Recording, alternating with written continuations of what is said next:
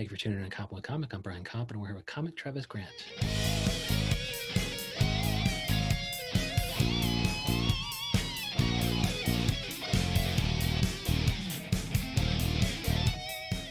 Travis Grant, how the hell are you?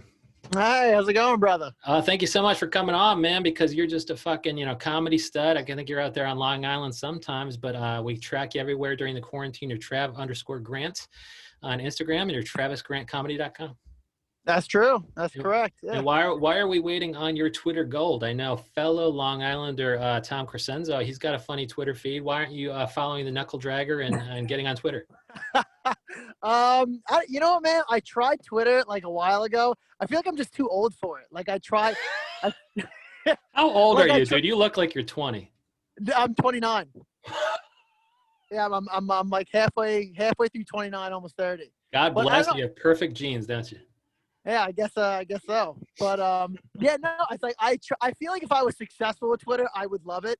But I'll say something and it'll get like 2 likes, and I'm just like, all right, what are we doing here? Well, dude, now that you're on Koppen with Comic, what I do is I just have, a couple hundred guests, and whenever they say something funny, man, I retweet it. And there's a lot of my followers. They're like, yeah, man, this shit's funny, and they'll like it and they'll retweet it too. So once Travis Grant gets on Twitter, man, you're gonna get some retweets from Koppen with Comic. Let me tell you. I may have to revamp that Twitter up. You're gonna run one retweet, and as if it's totally funny, man, you're gonna have some fucking likes. And so real quick, let me know, like, Long Island, it sounds like, from Tom, it sounds like it's a good mix of stuff, and it can get a little crazy. It can be rich, it can be poor, there can be drugs, there can be whatever, but it sounds like you got some stories too. Without burning material, what can you tell us about Long Island life and how it keeps you looking so young? It's definitely not the lifestyle. It's not a healthy lifestyle. Okay, so the thing with like Long Island is I feel like there's it's pretty much divvied up into all these small towns. Yeah. And the towns, for the most part, they're like upper middle class neighborhoods. So they look nice. They're nice towns. Like they're not dangerous places. Right. But I think when you get that, it's pretty much like it's like kids that grow up with their parents' money. So they don't think like, it's like, okay, if I do something wrong, I can just buy my way out of it and I can just do whatever I want. Okay. So I think when you add that element into things, you get a bunch of wild kids. Like they're not going to break into your house or steal your car, but I mean like drugs and crazy drug stories for sure. Like, yeah, they'll break something. Maybe not into your house, but maybe into their own house to get back into their bedroom without their parents detecting it. Yeah, or maybe they'll just break something on your house and run away. I don't know. Like that's what we used to do, 100%. And so, I mean, is it totally easy just to kind of tell some of these stories on stage, or are you getting into your childhood beyond that? Like, are you just getting into the crazy shit you used to get into when you were, when you were young? And I guess when you were young was about 10 years ago. Yeah, it's 10 years ago or more, and which makes me sick to my stomach. But it's I mean, I'm sure like you could take all the stories and just write them the right way, but sometimes it's just like there are so many stories I don't want to tell, and I'm just like, I don't even know how I'd have to write that. Like it's just so. Is some of this stuff kind of traumatizing? You're kind of ashamed of it. You're like, dude, I don't want to relive the worst moment of my life when I spend a night in jail or some shit.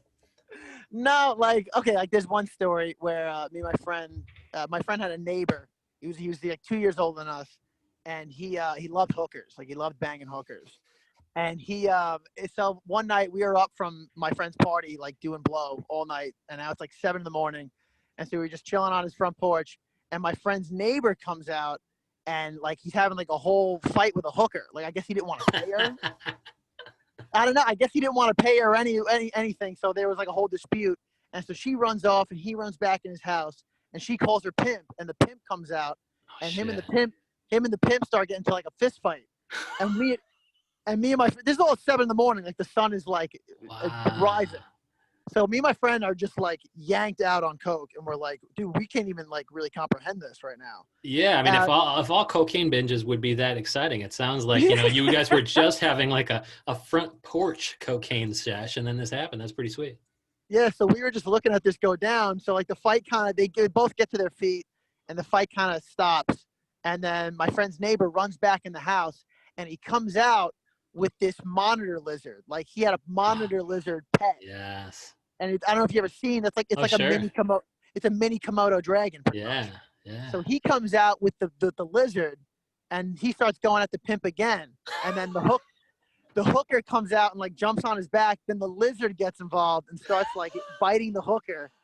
Now my friend, like these two kids lived right in front of the school, like the high school in the town. Yeah. So moms are dropping their kids off and they're seeing like lizards biting hookers. And they're like, what the fuck is going on in this house?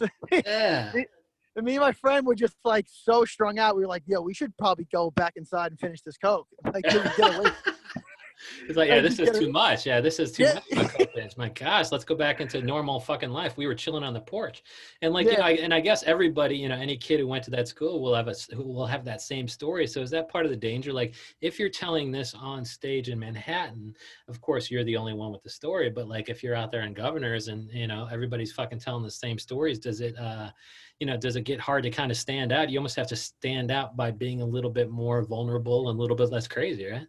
Yeah, if anything, I would probably say you'll run into more, not a family crowd, but more of like because like with Long Island, it's a lot of the shows. It's like parents got a babysitter to watch their kids, and they're like, okay, listen, like we're coming out for some comedy. Like you could say some edgy shit for sure, but like don't go off telling some fucking crazy clown story like that. Like that's, you know what I mean? The parents don't know that while they're at the comedy show, those stories are happening back at their house. Yeah, it's weird. I mean, like, yeah, right.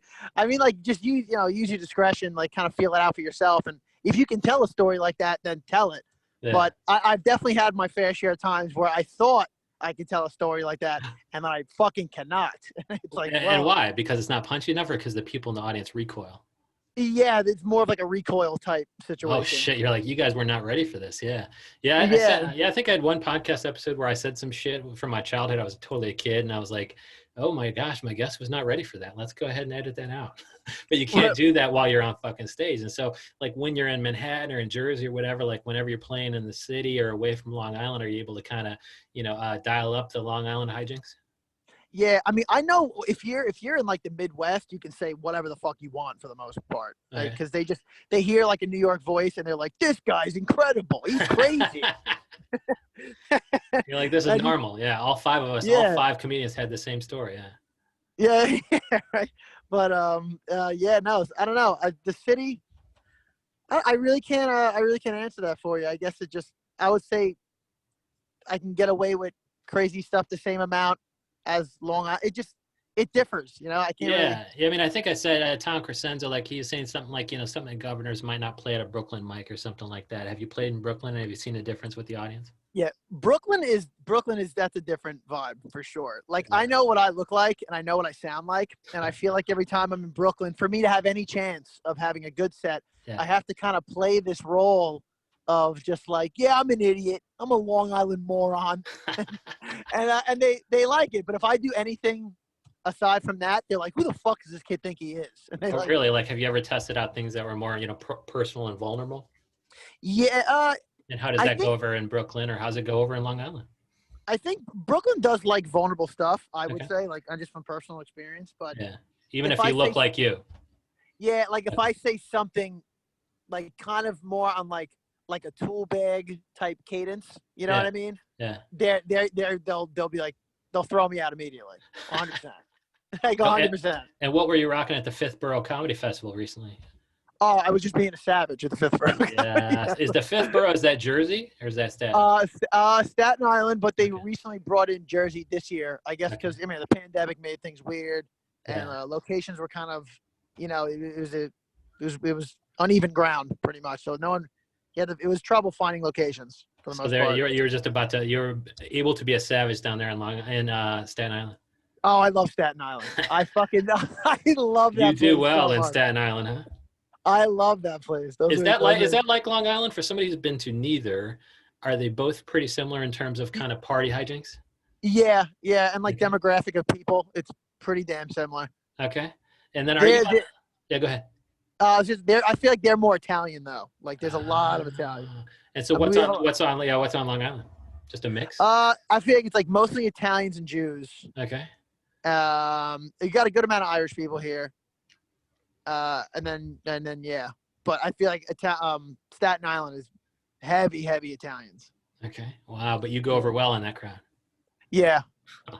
I definitely look forward to Fifth Borough Comedy Festival every single time, every year. Yeah, and then are you? I see in your Instagram bio it says "Hour of the Exiled" podcast. Is that a podcast you've been on, or is that yours? No, yeah, like that's my podcast. For a Oh, second, cool. I forgot that I had a podcast. So. Yeah, so tell me about that. Are you just riffing with other comedian friends, or what? Yeah, for the most part, it's me and a guy, Steven Rocco Perillo, who I started out with. And Okay. at first, he wanted me. I was just a guest, and then the next week, his guest dropped out, so he was like, "Hey, you want to fill in?" And that happened like 2 or 3 more times, and then eventually, he was like, "You want to just be like a co-host?"